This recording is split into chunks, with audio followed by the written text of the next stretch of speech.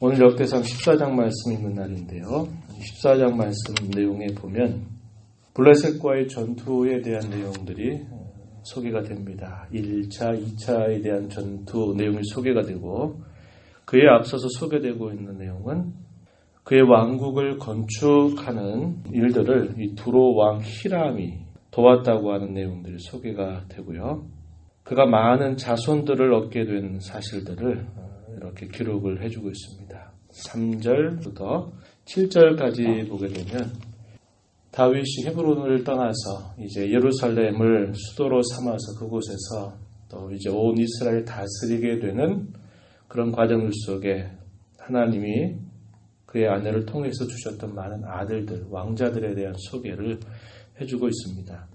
하나님께서 이 다윗에게 안으로는 왕국을 건축하도록 하시면서 하나님께서 약속하셨던 많은 후손들, 번성하도록 하나님께서 그를 복을 주시죠. 바깥으로는 블레셋과의 전쟁에서 승리하게 되면서 하나님께서 옛적에 아브라함에게 약속하셨던 이 가나안 땅, 그 땅을 더 넓게 차지하게 하시는 그런 하나님의 은혜를 보여주심으로써 다윗과 그의 왕국의 위용이 얼마나 높은가 하는 것을 이방 사람들에게 다 보여주는 그런 일들을 행하심을 우리가 볼 수 있습니다.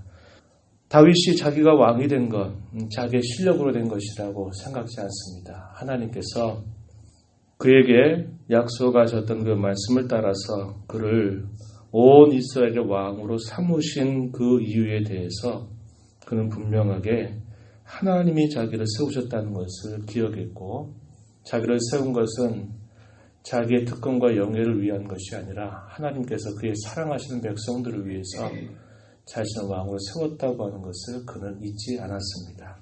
2절 말씀 가서 보십시오. 다윗이 여호와께서 자기를 이스라엘의 왕으로 삼으신 줄을 깨달았으니 이는 그의 백성 이스라엘을 위하여 그의 나라가 높이 들림을 받았음을 알미였더라. 여기 중요한 표현, 그의 백성 이스라엘을 위하여 그의 나라가 높이 들림을 받았음을 알미였더라. 하나님께서 약속하신 백성들, 하나님이 맺으신 언약의 백성들, 그들을 위하여서 하나님이 자기 자신을 온 이스라엘의 왕으로 삼으셨다라는 것을 기억함으로써 언제나 자기가 넘지 말아야 될 선, 그 선이 무엇인가를 언제나 잊지 않으려고 했던 다윗의 자세를 볼 수 있습니다.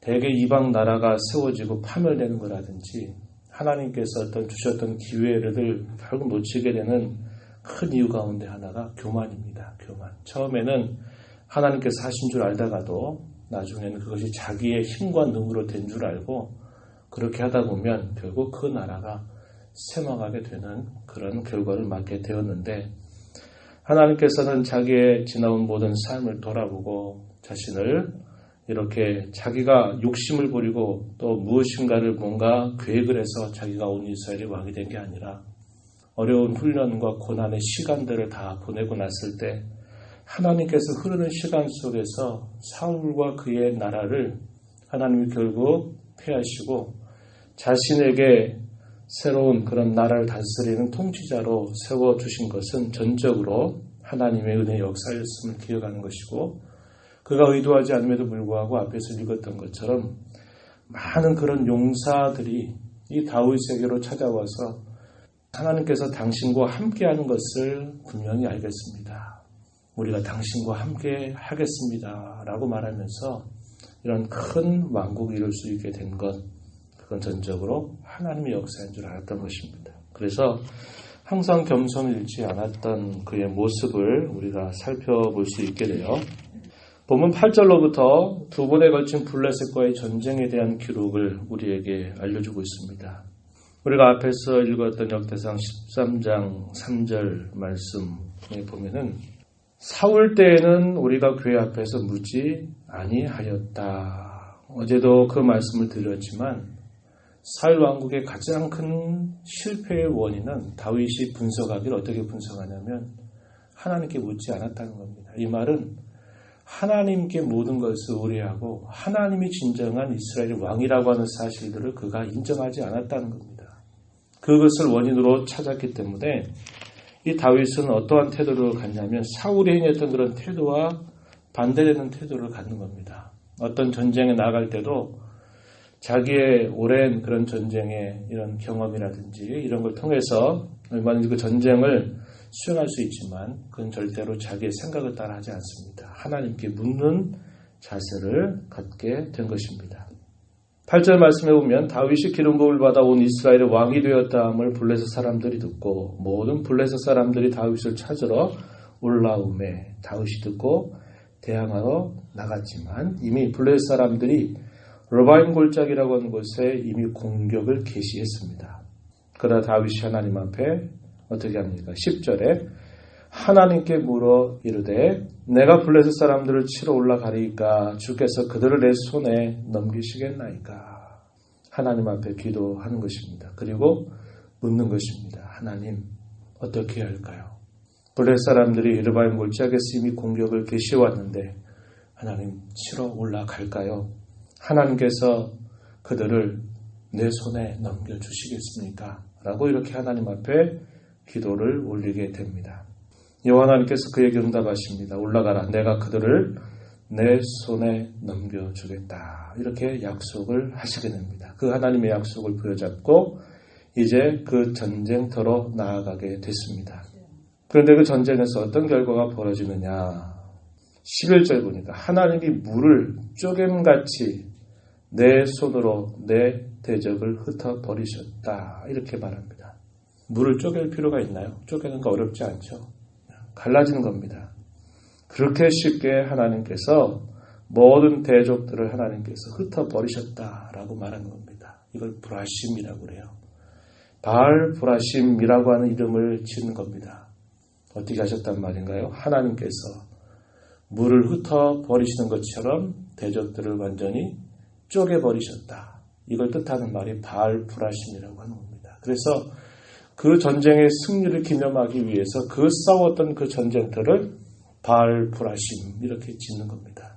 그래서 그 전쟁의 승리가 전적으로 하나님의 손에 달려 있었던 전쟁이다라는 것을 후손들에게 기억하게 하는 거죠.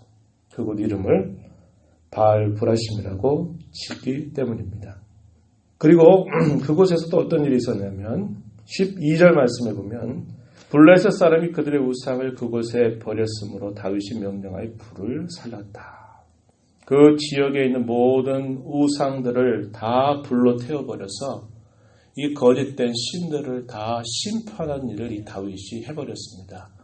여러 차례 그런 말씀을 하지만 고대 전쟁에서 이 전쟁은 단순히 그 나라와 나라 사이 군사력 싸움만이 아니라 그것은 신들과의 전쟁이다 그랬습니다.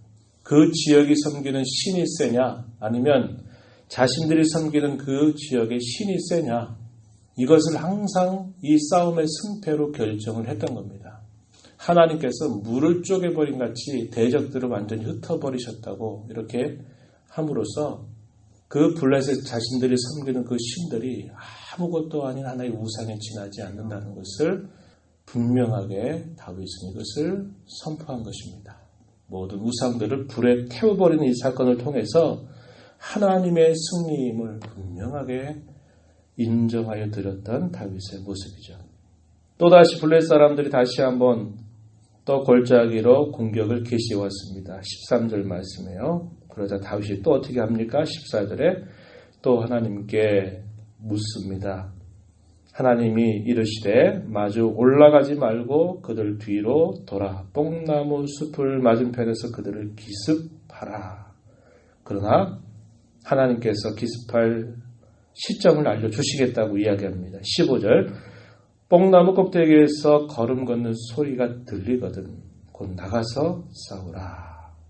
너보다 하나님이 앞서 나아가서 블레셋 사람들의 군사를 치리라. 이렇게 응답해 주십니다. 중요한 표현은 어떤 표현일까요? 너보다 하나님이 앞서 나아간다. 가나안 정복 전쟁에 있어서 그 전쟁을 설명할 때 하나님 이렇게 설명하시죠. 내가 왕벌을 너희 앞서 보낼 것이다. 이런 표현을 쓰고 내가 너희 앞서 나아가서 싸우겠다. 이렇게 말씀합니다. 그 전쟁이 누구의 전쟁이 된다는 거예요?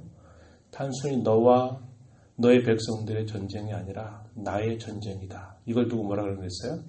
성전이라고 부릅니다. 거룩한 전쟁. 하나님이 싸우시는 싸움을 두고 성전이라고 부르요. 거룩한 싸움이라고 합니다. 하나님이 나가서 싸우신다면 어떤 대적들이 하나님 앞에 능히 서겠습니까? 그럴 수가 없는 것이죠. 다윗은 참으로 지혜로운 사람이었어요. 왜 그래요? 그가 하나님 앞에 묻고 하나님을 의지함으로 자기가 맞닥뜨린 그 싸움이 자기의 싸움이 되지 않도록 한 겁니다. 그 싸움이 누구의 싸움이 되게 한 것입니까? 하나님께서 앞서 싸우시도록 하는 싸움을 싸운 겁니다. 그러니 모든 싸움에서 그는 승리를 거두게 됩니다. 그 승리는 하나님의 승리였고 그 승리는 하나님께 영광으로 돌려졌던 싸움들이었다고 하는 것입니다. 그래서 넓은 땅들을 차지하게 됨으로써 옛적의 믿음의 조상이었던 아브라함에게 약속하신 이 가나안 땅의 지경이 더 넓어지게 되는 그런 성과를 이루게 됨으로써 마지막 절 보세요. 다윗의 명성이 온 세상에 퍼졌고 여호와께서 모든 이방 민족으로 그를 두려워하게 하셨더라. 그가 세운 그 나라가 더 강성해졌고 그 나라의 위용이 높아지게 되면서 모든 이방의 나라들이 함부로 범접할 수 없는 그런 두려움을 갖게 해주셨다고 이야기하고 있는 것입니다. 저와 여러분 이 말씀을 보면서 다윗이 이렇게 큰 싸움에서 승리할 수 있었던 그런 근본적인 원인은 하나님께 모든 부분들을 의뢰했다고 한 것이고 자기의 이름을 위해서가 아니라 하나님의 이름을 위해서 그가 그 전쟁에 나아갔기 때문임을 우리는 배우게 되는 것입니다. 우리가 인생을 살아가면서 많은 여러 어려움들을 당할 것이고 사단은 우리에게 수많은 그런 약점들을 타고 우리를 공격해 올 것입니다. 그럴 때 그 싸움의 승패가 어떻게 달려 있을까요? 내 힘으로 싸우면 아무것도 할 수 없어요. 하나님의 뜻에 부합한 자세를 가져야 되고 그분의 뜻을 따라서 오직 하나님께 묻고 의지하는 그런 자세를 갖게 된다면 하나님 우리의 기나긴 그 싸움 속에서 끊임없는 승리를 우리에게 맛보게 해주실 것을 우리는 확신할 수 있는 것입니다. 우리의 생애 가운데 이러한 선한 싸움에서 승리의 깃발을 드높이며 하나님께 영광이 되는 귀한 삶이 되기를 진심으로 축복합니다. 하나님 아버지 감사합니다. 지난 밤에도 주의 은혜 가운데 또 쉬게 하시고 이 새벽 시간에도 주 앞에 나와서 함께 찬송하며 말씀의 귀를 기울이며 오늘도 주께서 구별하시고 거룩한 날, 존귀한 날, 복된 날로 삼아주신 이 주일 새벽을 하나님 앞에 드리게 하신 것 감사합니다. 우리와 함께 하신 하나님의 귀한 손길을 언제나 기억하고 우리가 지금 이 자리에 서 있는 이 모든 것들 하나님께서 우리에게 주신 긍휼이고 하나님께서 우리에게 주신 은혜임을 언제나 기억해서 나의 나된 것이 다 내 힘으로 된 것 아니라 하나님의 은혜로 된 줄 알고 늘 하나님 앞에 겸손하게 모든 사실들을 인정해 드릴 줄 아는 삶이 되게 하시고 수많은 영적인 전쟁과 싸움 속에서 우리의 혈과 육으로 싸우는 싸움이 아니었고 주님이 친히 싸우시는 그런 싸움이 되도록 늘 하나님을 찾고 의지하며 묻고 나아가는 저희들의 삶이 되도록 인도하여 주시옵소서. 오늘도 복된 주일을 맞이하여 흩어진 성도들 한자리에 모여서 교회를 이루어 하나님께 영광의 예배를 올려드리게 하시고 예배 가운데 찾아오신 하나님의 귀한 은혜가 모든 성도들에게 충만한 복된 날이 되도록 인도하여 주시옵소서. 은혜의 보호자 변화와 강구하오니 저희들을 긍휼히 여겨주시고 주의 은혜로 충만케 하여 주시옵소서. 예수님 이름으로 기도하옵나이다. 아멘.